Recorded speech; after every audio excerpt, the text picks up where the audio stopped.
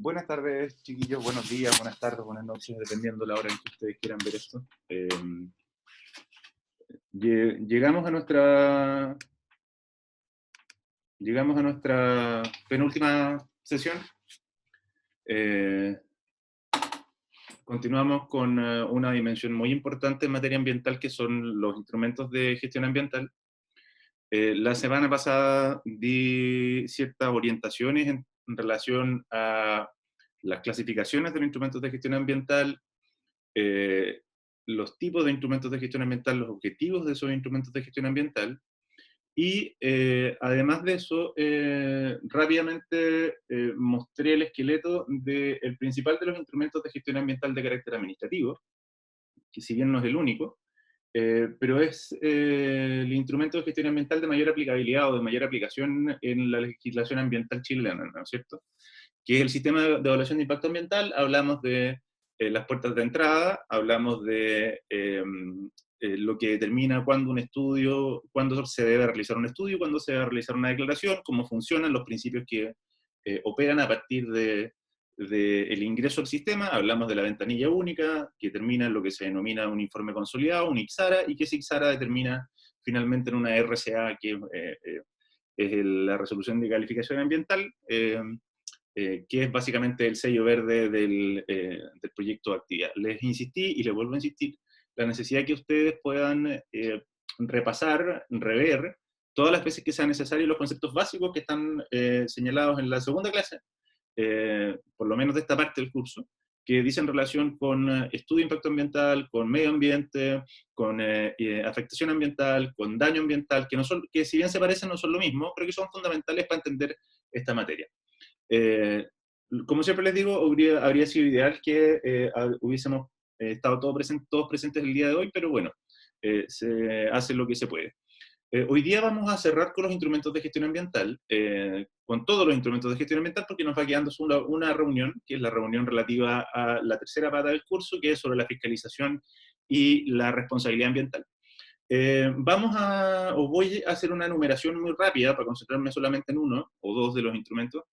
Vamos a hacer una enumeración rápida de los restantes instrumentos de gestión ambiental de carácter administrativo, y vamos a intentar centrarnos, ver a la colita de los instrumentos de gestión ambiental de carácter económico, ¿no es cierto? Pero es indispensable para entender esta materia y para ver esta materia, que nosotros conozcamos junto con el servicio, con el sistema de evaluación de impacto ambiental, el resto de los instrumentos de gestión ambiental administrativo. Yo les dije que lo que caracteriza a los instrumentos de gestión ambiental administrativos es que son de carácter preventivo y son ex ante, ¿no es cierto? Y lo que buscan es predecir, determinar los eventuales impactos que un proyecto de actividad puede generar, o alteración que puede generar en el medio ambiente. Recuerden que no toda alteración es contaminación, sino que es contaminación aquella alteración que supera la norma, ¿no es cierto? Y enumeramos rápidamente algunos de esos instrumentos de gestión ambiental de carácter administrativo. Uno fundamental es la participación ambiental. La participación ambiental no solo es un instrumento de gestión ambiental que se encuentra presente en toda la ley, sino que además es un principio fundamental del derecho ambiental, ¿sí? Esto está en la primera parte de la legislación ambiental, cuando hablamos de los principios de la ley. La participación ambiental consiste básicamente en el acto voluntario, donde la comunidad, el ciudadano, la persona, intenta, frente a un proyecto o actividad que se pretende realizar, incidir en sus etapas iniciales para efectos de incorporar, para efectos de entender, para efectos de poder sentirse parte de un determinado proyecto o actividad, en términos tales de que este proyecto o actividad le afecte de la menor medida, lo afecte en términos tales que la afectación no sea de aquellas que sean jurídicamente relevantes, ¿no es cierto? Todos sabemos, ya partimos de la base, de que todo proyecto o actividad genera un impacto, ¿sí? Pero hay impactos tolerables. Y la participación lo que busca es incorporar la mirada de aquellos que son los receptores de un proyecto de actividad, es decir, aquellos que van a recibir las externalidades negativas, para efectos de no solo recibir las externalidades negativas, sino que pretender además potenciar aquellas dimensiones positivas que podría traer el proyecto, ¿no es cierto? La participación ambiental se encuentra contemplada en distintas partes de la legislación. Se encuentra contemplada, por ejemplo, en el sistema de evaluación de impacto ambiental. y se encuentra incorporada en el sistema de participación de impacto ambiental cuando realizamos un estudio de impacto ambiental donde la participación ciudadana es obligatoria, ¿sí? O sea, yo les pido por favor que revisen la ley en esta parte.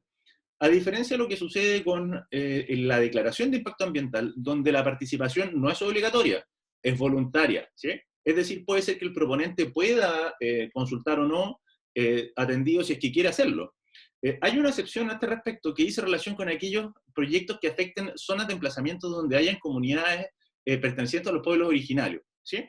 En esos casos deberá hacerse no una participación, sino que un sistema de difusión, de socialización del proyecto, que es muy parecido a la participación y que esto está regulado por un convenio internacional que es el convenio 969.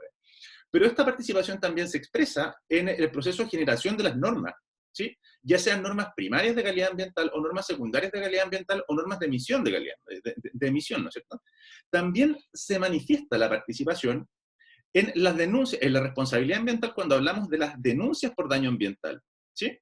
Entonces tenemos la participación, ya sea ya por una parte en la generación de las políticas públicas, tenemos la participación en la gestión ambiental y tenemos la participación también en la fiscalización, ¿sí? Lo relevante es que ustedes puedan determinar cuándo y en qué momento se realiza la participación en, en el sistema de evaluación de impacto ambiental. Recuerden que respecto a los proyectos o actividades que están en el sistema, es necesario que se efectúen publicaciones de los mismos en el diario oficial o en el diario de circulación provincial, regional o local. Y si ustedes se fijan en los domingos, normalmente aparece que se invita a las personas o a la ciudadanía para efectos de notificar, para efectos de conversar, para efectos de consultar los proyectos ambientales que se están realizando. Es ese el espacio donde la participación ambiental es fundamental. Vamos al segundo instrumento de gestión ambiental de carácter administrativo. Y es un instrumento que, si bien ha pasado como un poco piola, perdón por lo coloquial del concepto, que es la evaluación ambiental estratégica. La evaluación ambiental estratégica está definido en el artículo 2, letra I de la Ley de Bases Generales del Medio Ambiente. Da una definición muy técnica, pero les voy a tratar de ser lo más simple posible para que puedan entenderlo ustedes. La definición legal la van a ver. La evaluación ambiental estratégica es una suerte de carta Gantt. Aquellos que han trabajado en un proyecto saben lo que es una carta Gantt. Para ponerlo en otros términos, es una suerte de brújula ambiental. ¿Sí? Sí, una brújula ambiental, un mapa ambiental, que nos dice cuál es el norte en materia ambiental. Y la evaluación ambiental estratégica es la definición que hace del Estado, a través de, por supuesto, de los ministerios correspondientes, respecto de las políticas ambientales que el Estado de Chile va a tener a largo plazo, en 5 años, para el logro del desarrollo sustentable. Es decir, el Estado se pone de acuerdo en determinada mirada respecto de cómo va a administrar, cómo va a lograr el desarrollo sustentable de determinados recursos naturales, ya sea renovables o no renovables, para efectos del logro del desarrollo sustentable. En consecuencia, esta es una manera de disminuir el gallito al cual se refería el profesor Serra. Porque en definitiva lo que logra es una determinada visión común del Estado a través de sus ministerios sobre determinadas materias prioritarias en materia ambiental. Por ejemplo, puede ser el cuidado del agua, el cuidado y protección del agua. En consecuencia, todos los servicios públicos, todos los ministerios con competencia ambiental se ponen de acuerdo con que el agua, esto es un ejemplo, es un tema prioritario, y de hecho lo es, ¿no es cierto? Yo no sé si saben, pero de las 112 cuencas que tenemos en Chile, 100 sufren un estrés acuífero bastante importante. En otros términos, sequía. Entonces, el Estado ha definido que la protección del recurso agua es una cuestión fundamental de aquí a un largo plazo. La evaluación ambiental estratégica son 5 años. Y eso articula para abajo una serie de instrumentos más chicos, entre ellos el sistema de evaluación ambiental, donde el Estado ya le alerta que hay ciertas áreas que son prioritarias en materia ambiental, la conservación del recurso agua en este ejemplo, ¿no es cierto? Y eso hace de que todos los servicios públicos hacia abajo coordinen y se acomoden de acuerdo a determinado establecimiento de prioridades. Ese instrumento se denomina evaluación ambiental estratégica. Es una mirada, es una suerte de brújula, como la brújula que tenía el capitán Sparrow, Jack Sparrow, donde nos dice hacia dónde vamos, hacia dónde el Estado define que vamos en materia ambiental. Y eso hace que el resto de las normas se vayan ajustando a esta suerte de Cartagán o rumbo de ruta, ¿sí? Donde el Estado ya nos dice qué es lo prioritario. ¿Se entiende? Espero que sí. Vamos a, por supuesto, esta es una modificación recientemente introducida, se introduce a partir de la modificación del año 2010, ahí tienen toda la información, necesaria para entender este instrumento, como asimismo el resto de los instrumentos que yo les he ido dejando hasta ahora.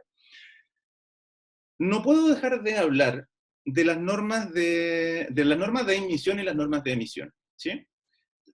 Podemos tener unos hermosos instrumentos de gestión ambiental, maravillosos edificios, espectaculares funcionarios, pero resulta que nosotros ese auto necesita gasolina. Y la gasolina, para que se mueva el sistema, ¿sí? que explote, que haga la combustión el sistema, se denominan normas ambientales. Las normas ambientales son aquellas reglas básicas dadas por el Estado que establecen los estándares mínimos ambientales en un país. En nuestro caso, nos encontramos con dos tipos de normas: las normas de admisión y las normas de emisión. Vamos a empezar por las primeras. Las normas de admisión. Las normas de admisión son un detalle, esto se encuentra regulado en la Ley de Bases Generales del Medio Ambiente, en los artículos 32 y 40, donde se establece el procedimiento de dictación, donde hay un espacio para la participación, cosa que ustedes lo van a ver cuando lo lean. Y son relevantísimas al momento de la gestión ambiental. De hecho, son muy, muy, muy relevantes.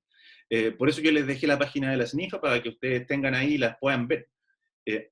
Entonces, volvamos a las normas. Las normas pueden ser ya sea normas de admisión o de emisión. Vamos a empezar por las primeras, las normas de admisión. Las normas de admisión son aquellas que establecen los estándares mínimos ambientales en un país. ¿Sí? Creo que he sido claro con eso.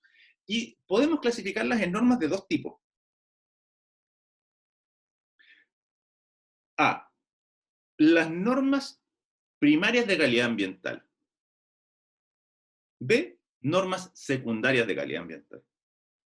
Las normas primarias de calidad ambiental son aquellas que protegen la salud de las personas, su bienestar o la calidad de vida de las mismas, ¿no es cierto? Mientras que las segundas son aquellas que protegen los recursos naturales. Las normas primarias, en términos legales, son aquellas que establecen los valores de las concentraciones, periodos máximos o mínimos permisibles, compuestos o sustancias químicos, biológicos, cuya presencia o carencia en el ambiente esta es la parte relevante, pueden constituir riesgo para la vida o la salud de la población. Yo creo que todos sospechamos inmediatamente cuál es una norma primaria de calidad ambiental, ¿sí? La norma que mide el material particulado en suspensión. Esa es una norma primaria de calidad ambiental. Vean la SNIFA, lo vuelvo a reiterar. Mientras que las normas secundarias son aquellas que establecen los límites máximos o mínimos de contaminantes o componentes que permiten el medio ambiente en términos tales que pueden constituir riesgo para la conservación del medio ambiente o la preservación de la naturaleza. Por ejemplo, creo que les comentaba, la clase pasada, las que establecen los caudales de dilución o la cantidad máxima de fósforo que puede tener el lago Villarrica, ¿sí? Sin estas normas, nosotros no podemos vivir. ¿Por qué? ¿Por qué no podemos vivir estas normas? Porque fijan las condiciones ambientales fundamentales para el desarrollo de un país. Porque determinan finalmente los niveles aceptables que deben ser cumplidos por la legislación para efectos de lograr el desarrollo sustentable. Las normas de emisión, ya dejamos las de emisión, las normas de emisión son aquellas que establecen los límites máximos o mínimos de componentes medidos desde el efluente. Les pongo un ejemplo. Si nosotros vamos a hacer una medición de los olores de el frigorífico, que está aquí en calle Simón Bolívar, ¿no es cierto? Lo más probable es que si hacemos la medición a 100 metros desde donde sale, es decir, del emisor, de la torre del cañón donde salen los olores, lo más probable es que producto de la dilución del aire, las normas sean, los niveles de molestia sean bajos, ¿no es cierto? Ahora, si nosotros hacemos la medición desde el mismo emisor, nos vamos a encontrar con que los valores son más altos. Las normas de emisión son aquellas que establecen los límites máximos medidos de dónde sale el olor. No sé si me voy explicando con esto. Esas establecen, por supuesto, estándares mucho más exigentes, son mucho más altas de contaminación, porque están determinados por factores que hacen que al par de metros o al poco andar no sean necesariamente los mismos que salen desde el emisor. No sé si me voy explicando con eso. ¿Sí? Entonces tenemos estos dos tipos de normas. El procedimiento de dictación de las normas es un procedimiento propio de cualquier acto administrativo, porque son todas estas normas de decreto supremo. Hay una diferencia respecto a las normas de admisión, normas de calidad primaria, respecto del resto de las normas. Porque como determina los componentes máximos o mínimos, cuya presencia determina una afectación a la salud de las personas, aquí no solo van firmadas por el Ministerio del Medio Ambiente, sino que participa el Ministerio de Salud. Porque si yo me excedo esa norma, si la mido mal, me muero. Mato a los niños, ¿sí? Mientras que las normas secundarias y las de emisión no solo son dictadas por el Ministerio del Medio Ambiente, sino que por el Ministerio Sectorial respectivo. No sé si me voy explicando con eso. Por ejemplo, puede ser por la Armada, que depende del Ministerio de Defensa. Las normas de emisión, las normas de calidad, ¿sí? Tanto emisión o de emisión, tienen una duración de 5 años, es decir, se tienen que ir evaluando cada 5 años. Y transcurridos los cuales la norma se puede mantener o puede ser modificada. Y en el caso de la modificación, nuevamente se manifiesta el principio de la participación. Es decir, los ciudadanos podemos participar en dicho proceso. ¿Sí? No sé si me voy explicando hasta ahora, espero que sí. Vamos con un tercer instrumento de gestión ambiental de carácter administrativo. Los planes de prevención y descontaminación.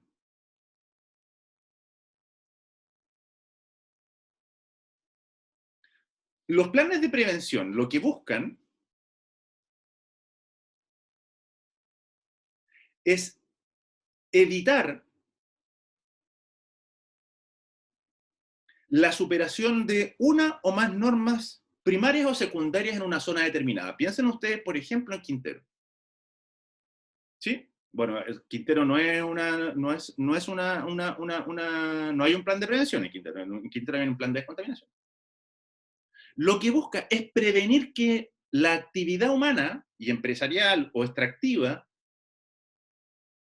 exceda,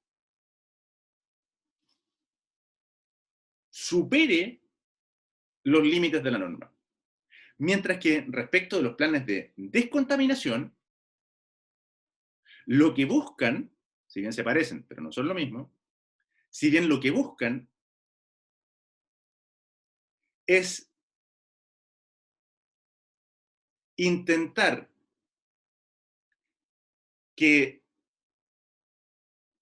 los niveles de contaminación vuelvan a los límites a lo menos máximos de la norma, porque se ha excedido una o más normas en todos y cada uno de los niveles. Es decir, mientras el plan de prevención intenta evitar de que nos salgamos, ¿sí?, de la norma, El plan de descontaminación lo que busca es intentar volver a la norma, porque la hemos superado de tal manera que tenemos que implementar las medidas para llegar a los límites tolerables que permitan la vida humana y la vida natural. Piensen ustedes en el plan de descontaminación de Temuco. Entonces, para eso se adoptan una serie de medidas que lo que buscan es volver nuevamente a estar dentro de los parámetros máximos de las normas. Veamos el caso de Temuco. ¿Qué es lo que se ha hecho? Primero, se ha intentado pavimentar la mayor cantidad de calles posibles, como si la contaminación viniera del polvo, pero no importa.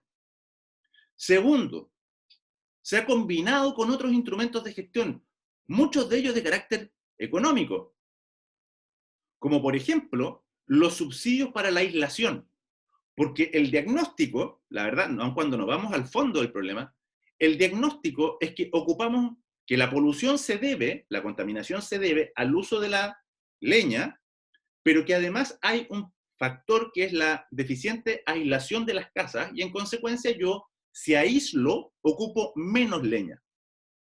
¿Sí?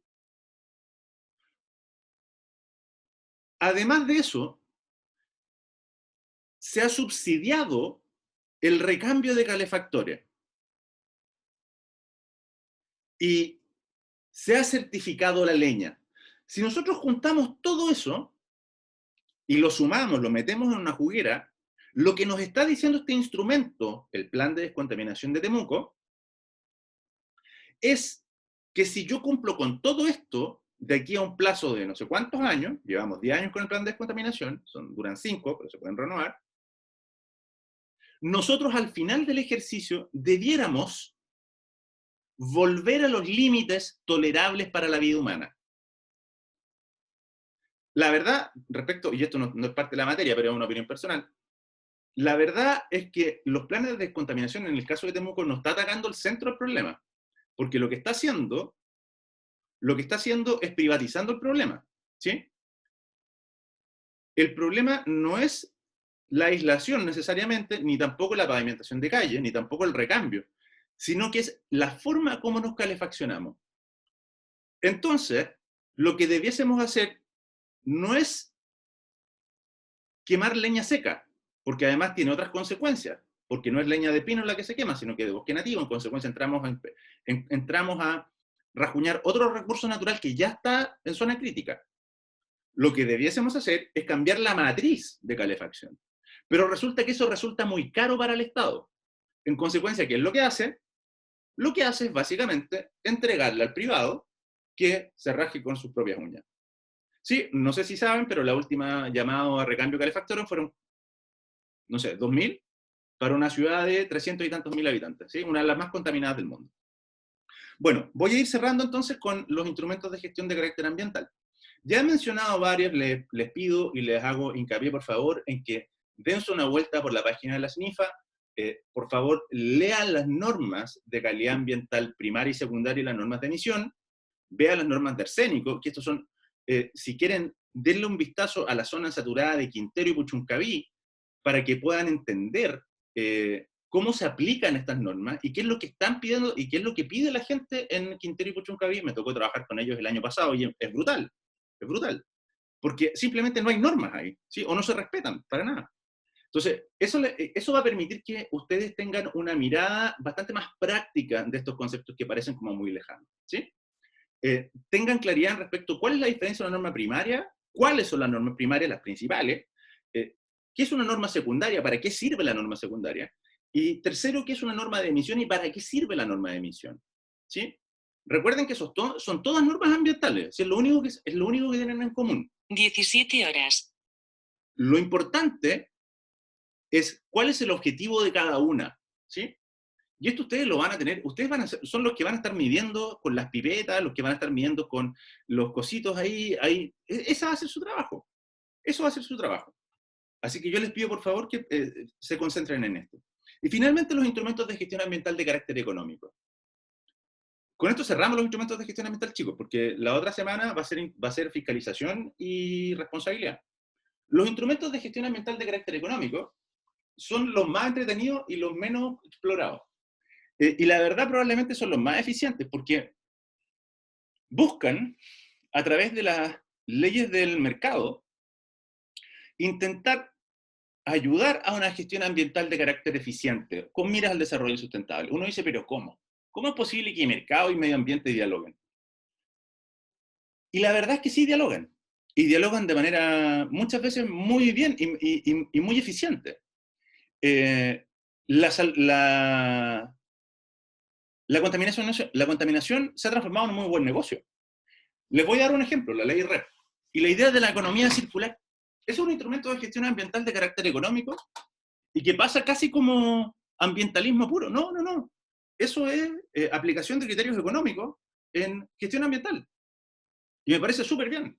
O sea, la idea de la economía circular y de cargar de responsabilidades al productor original implica que eso en el corto plazo, ni siquiera en el largo plazo, va a tener consecuencias. Porque en principio de economía es que nadie quiere aumentar sus costos. En consecuencia, yo me voy a preocupar de lo ambiental porque si no voy a tener que pagar. No sé si me explico con eso. Pero veamos los instrumentos, los más conocidos en Chile por lo menos, los que están en la legislación ambiental en Chile.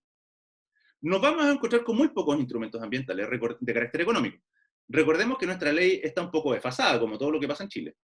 Pero por lo menos nos vamos a encontrar con los bonos de emisión transables, que son las ventas de contaminación. Cuando hay un mercado saturado de contaminación, en Chile se llaman permisos de emisión transable. Cuando hay un mercado saturado de contaminación, se permite que el Estado regule a través de la entrega de cuotas de contaminación a aquellos agentes emisores. Por supuesto, en Santiago funciona esto, en Temuco todavía no funciona, pero puede funcionar si ustedes así lo quieren. Se le entrega una cantidad de cuota, una cuota a los emisores, con miras a que esa cuota, por supuesto, vaya disminuyendo, si no, no tendría sentido. Si va aumentando, se aumenta la contaminación. Para el ingreso, para que en el caso de que quieran ingresar nuevos actores, esos actores vayan comprando la cuota de contaminación. Pongamos el siguiente ejemplo. Cuando supongamos de que estamos en una línea de colectivo y hay un número limitado de cupos, ¿no es cierto? Pero hay mucha gente que quiere entrar a la línea de colectivo 11 porque es muy buen negocio. Pero resulta que una persona se le ha asignado 2 cupos, o 3 cupos, o 4 cupos.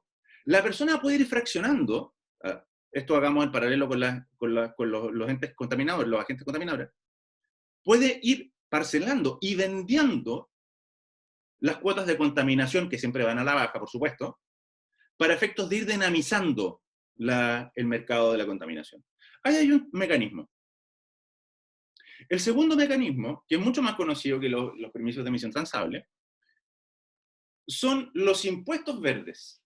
Y en Chile, a partir de la reforma tributaria de la presidenta Bachelet, tenemos impuestos verdes. Y tenemos el impuesto a los, al diésel, ¿sí? Ya esas tremendas camionetas, esas pagan un impuesto adicional. Y además de eso, tenemos la exención o disminución tributaria de aquellos autos que son tecnología verde. Por ejemplo, los autos híbridos, que antes pagaban un impuesto adicional, que era el impuesto al lujo. Pues les encontraban que era una cosa muy pirula. No. A partir de la reforma tributaria, se entiende de que son instrumentos que es un mecanismo que permite incentivar el recambio a energía limpia.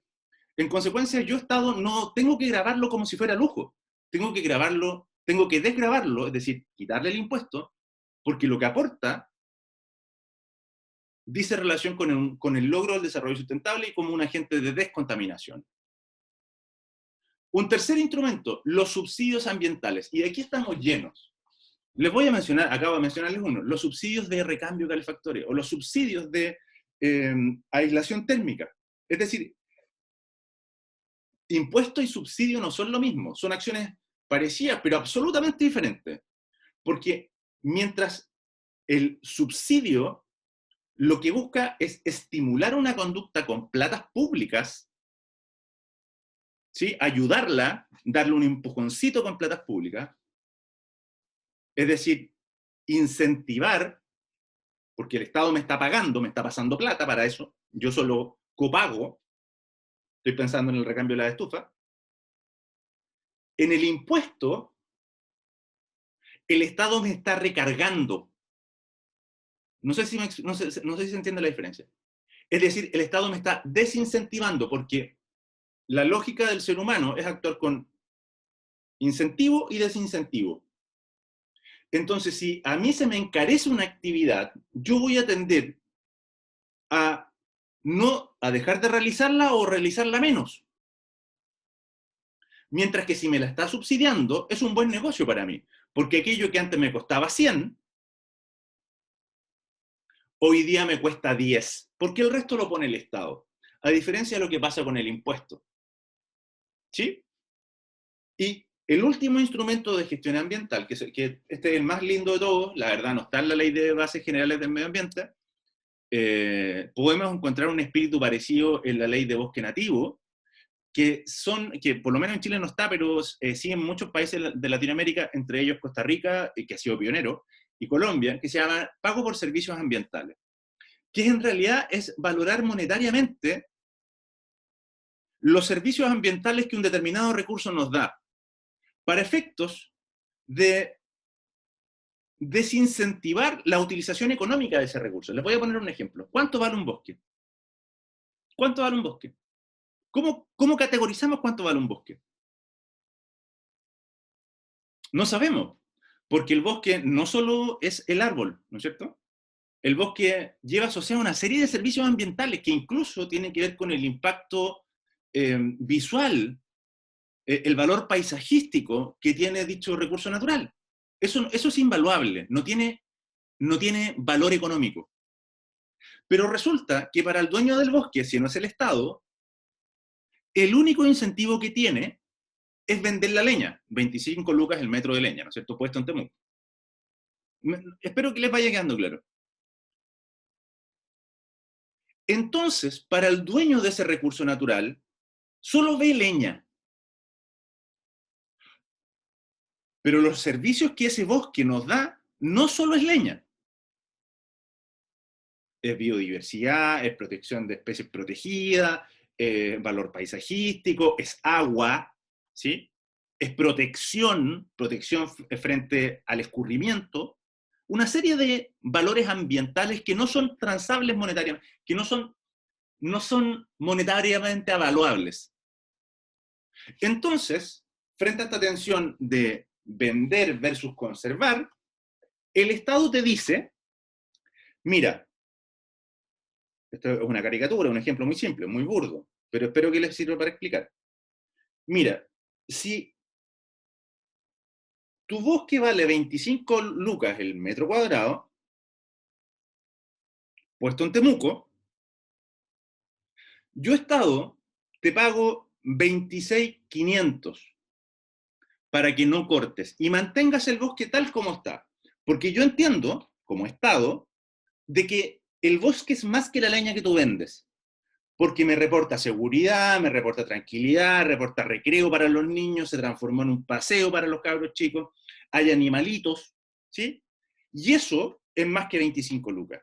En consecuencia, para que tú no lo cortes, porque el único incentivo que tú tienes es cortarlo, yo te pago la plata y te pago uno más.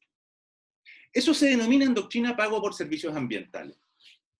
Y funciona, en Chile no lo tenemos probablemente tal, investiguenlo, está la ley de protección al bosque nativo, tenemos ciertos estímulos que son subsidios para la mantención de determinados bosques.